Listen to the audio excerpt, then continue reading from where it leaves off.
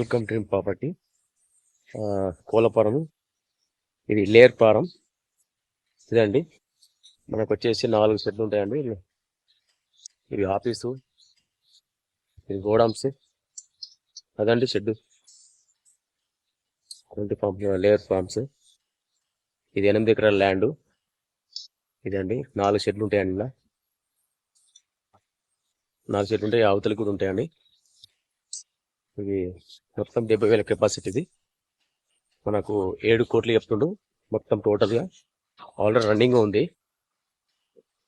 ఇదండి ఇక్కడ కూడా ఉన్నదండి.